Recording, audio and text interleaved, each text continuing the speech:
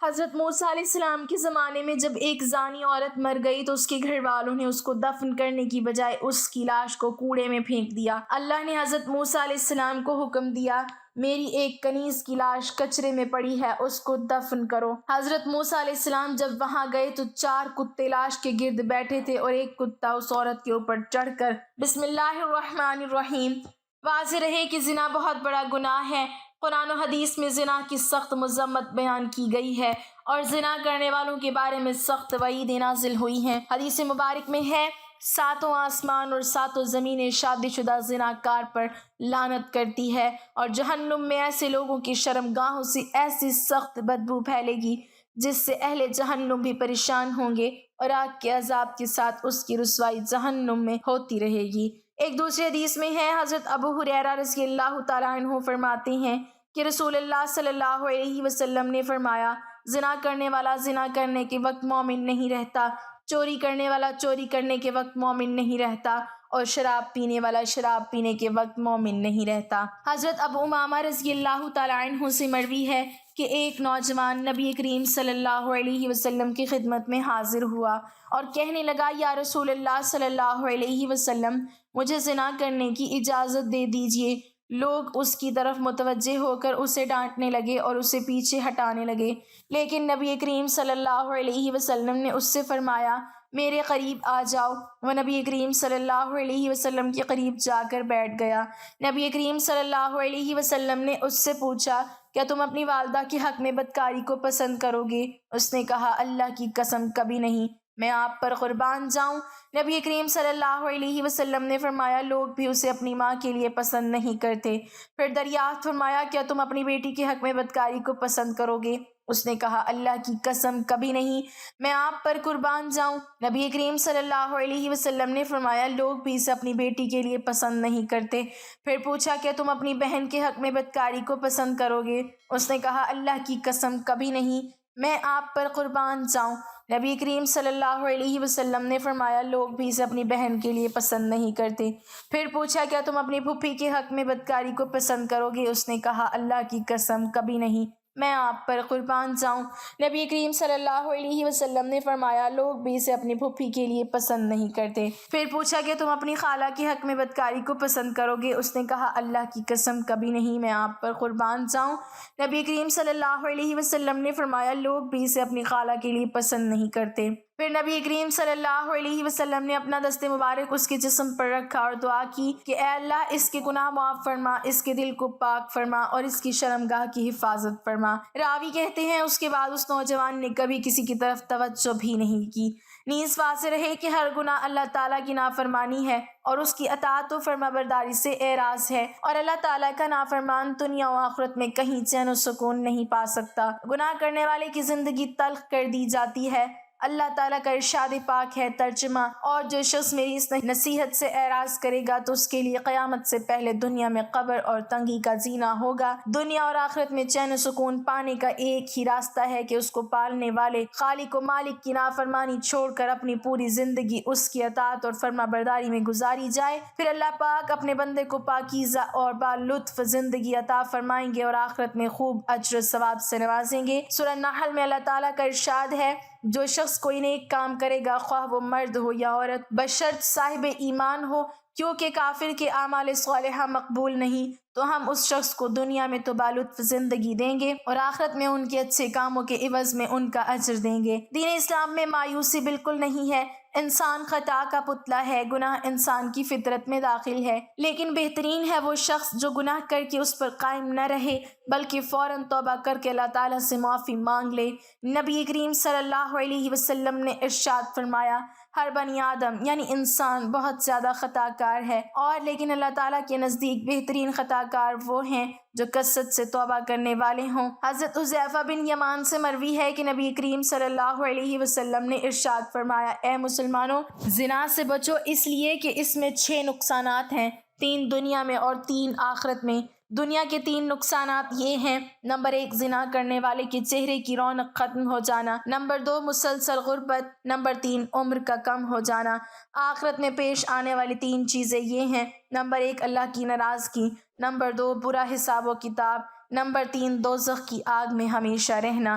زنا سے چہرے بے رونق اور بے نور ہو جاتے ہیں۔ مذکورہ بالا حدیث کی روشنی میں پتہ چلا کہ زنا کرنے والوں کو دنیا میں سخت ذلت و رسوائی سے دوچار ہونا پڑتا ہے، جن میں پہلی سزا یہ کہ زنا کرنے والے کے چہروں کی رونق ختم ہو جاتی ہے اور ان کے چہروں سے ہمیشہ ذلت و خواری کی علامت ظاہر ہوتی ہے۔ ایک دوسرے مقام پر نبی کریم صلی اللہ علیہ وسلم نے ارشاد فرمایا، تم لوگ ضرور اپنی نگاہوں کی حفاظت کرو اور اپنے چہرے کو سیدھا رکھو، ورنہ تمہارے چہروں کو بے نور کر دیا جائے گا۔ زنا سے فکر و فاقہ اور مسکنت پیدا ہوتی ہے۔ حضرت عبداللہ بن عمر رضی اللہ تعالیٰ عنہ سے مروی ہے کہ آقا صلی اللہ علیہ وسلم نے ارشاد فرمایا، جب حکمران ظلم کریں تو آسمان سوکھ جاتا ہے، جب زکوٰۃ روک لی جائے تو مویشی ہلاک ہو جاتے ہیں، جب زناکاری پھیل جائے تو فکر و فاقی اور مسکنت عام ہو جاتی ہے، اور ذمے توڑے جانے لگیں تو کافروں کو غلبہ دیا جاتا ہے۔ ایک نوجوان صحابی جسے معاذ رضی اللہ تعالیٰ عنہ کے نام سے جانتے تھے، ان کی شادی مدینہ منورہ میں ہوئی تھی۔ ایک دن شیطان نے ان کو پھسلایا، ان کو ایک انصار کی لونڈی پر مائل کر دیا اور راہ حق سے ہٹانے کی کوشش کی۔ معاذ رضی اللہ تعالیٰ عنہ شیطان کے جال میں پھنسے اور اس لونڈی کو تنہائی میں لے گئے۔ اب یہ دونوں تھے اور تیسرا ان میں شیطان تھا۔ وہ برائی کو ان دونوں کے لیے نہایت پرکشش اور خوبصورت بنا کر پیش کر رہا تھا۔ وہ دونوں بہک گئے اور جوانی کی طغیانی کا شکار ہو گئے۔ جب معاذ رضی اللہ تعالیٰ عنہ اپنے جرم سے فارغ ہوئے تو شیطان نے اس کا ساتھ چھوڑ دیا۔ اب وہ پھوٹ پھوٹ کر رونے لگے اور اپنے نفس کا محاسبہ کرنے لگے اور اپنے آپ کو ملامت کرنے لگے۔ گناہ کی آگ ان کے دلوں کو جلانے لگی۔ وہ بے قرار ہو کر روحانی طبیب حضرت محمد صلی اللہ علیہ وسلم کی خدمت میں آئے اور آپ صلی اللہ علیہ وسلم کے سامنے کھڑے ہو گئے۔ احساس گناہ اسے تڑپانے لگا۔ کہنے لگے، اے اللہ کے رسول صلی اللہ علیہ وسلم، مجھ سے ایک گناہ ہو گیا ہے، یعنی زنا ہو گیا ہے، مجھے پاک کر دیجئے۔ نبی کریم صلی اللہ علیہ وسلم نے ان کی طرف سے منہ پھیر لیا۔ وہ دوسری جانب آ گئے، بولے، اے اللہ کے رسول صلی اللہ علیہ وسلم، میں شیطان کے جھانسے میں آ گیا تھا، زنا کر بیٹھا، مجھے پاک کر دیجئے۔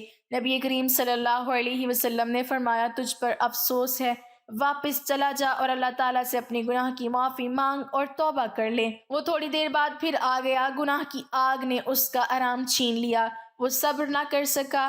نبی کریم صلی اللہ علیہ وسلم نے اس کے بارے میں حکم دیا کہ اسے یہاں سے نکال دو۔ اسے نکال دیا گیا۔ وہ چوتھی مرتبہ پھر چلا آیا۔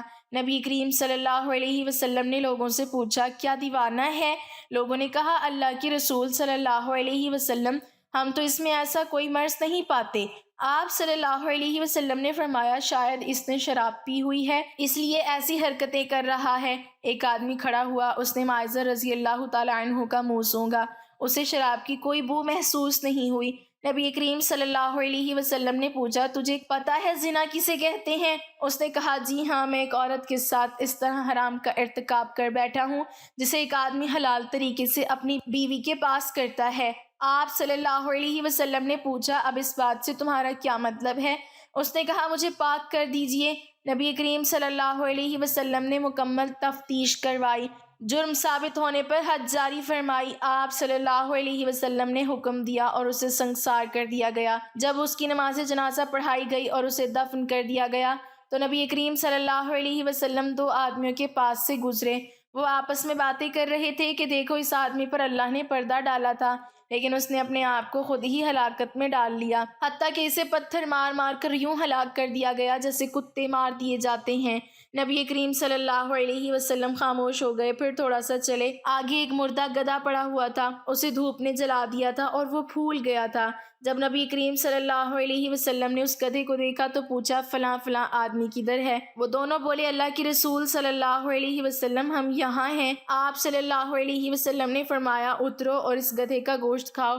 وہ حیران ہو کر بولے، اللہ کے نبی، بھلا اسے کون کھا سکتا ہے؟ آپ صلی اللہ علیہ وسلم نے فرمایا، ابھی ابھی جو تم اپنے بھائی کی عزت پامال کر رہے تھے وہ اس گدھے کو کھانے سے بھی زیادہ بدتر ہے۔ معاذ رضی اللہ تعالیٰ عنہ نے ایسی سچی توبہ کی ہے، اگر یہ توبہ امت کے مابین تقسیم کر دی جائے انہیں کافی ہو جائے گی۔ مجھے اس ذات کی قسم جس کے ہاتھ میں میری جان ہے، وہ اس وقت جنت کی نہروں میں غوطے لگا رہا ہے۔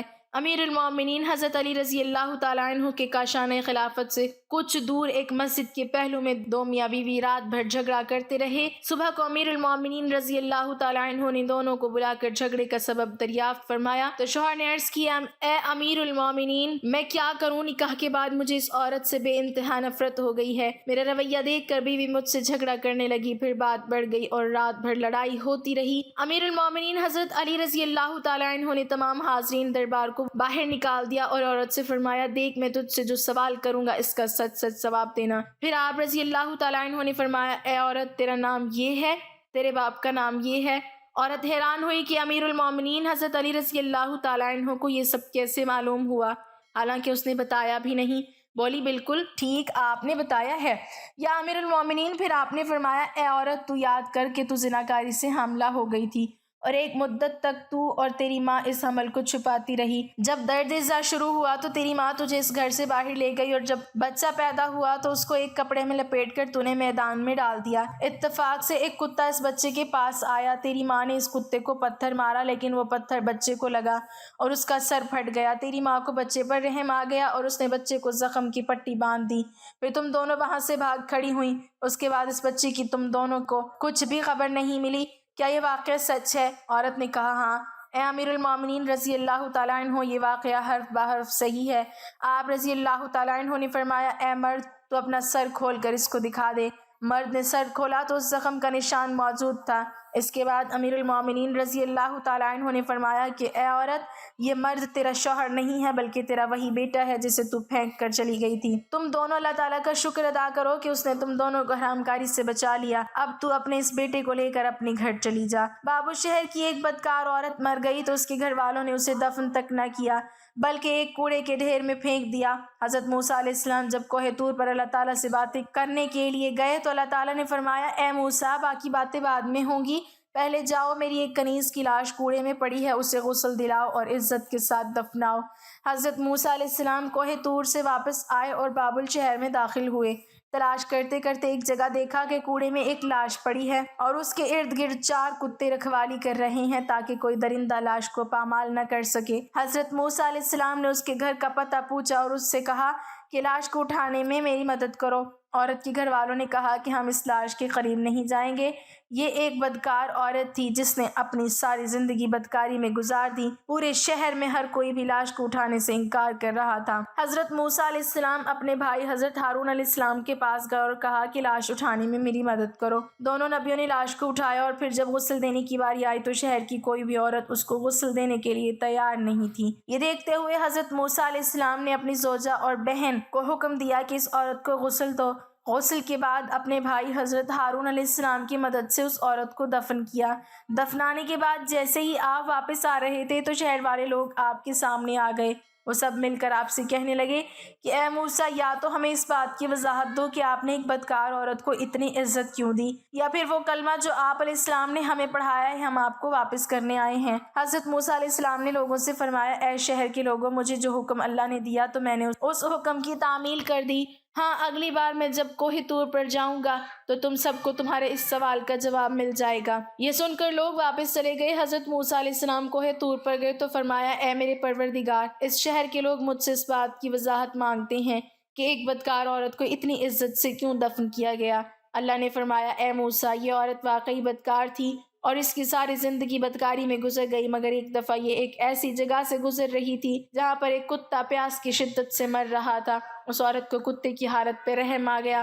اس نے پانی کے کنویں سے اپنے کپڑے گیلے کیے اور کتے کے منہ میں نچوڑ دیے۔ پیاسے کتے کے منہ میں جب پانی آیا تو اس کے تڑپتے ہوئے جسم میں جان آ گئی۔ مجھے عورت کی یہ رحم دلی پسند آ گئی اور میں نے اس کے سارے گناہ معاف کر دیے، اور میں نے موت کے فرشتے کو حکم دیا کہ اس کی روح قبض کر ڈالو تاکہ آئندہ یہ بدکاری نہ کر سکے۔ ہمیں بھی چاہیے کہ ہم اللہ تبارک و تعالیٰ کی مخلوق سے جس قدر ہو سکے پیار سے پیش آئیں۔ محترم ناظرین، جو رحم نہیں کرتا اس پر رحم نہیں کیا جاتا۔ اللہ پاک ہمیں رحم کرنے والا بنائے اور ہمارا خاتمہ ایمان پر فرمائے، آمین۔ ناظرین، کمنٹ باکس میں اللہ تعالیٰ کے 99 ناموں میں سے ایک نام ضرور ٹائپ کریں۔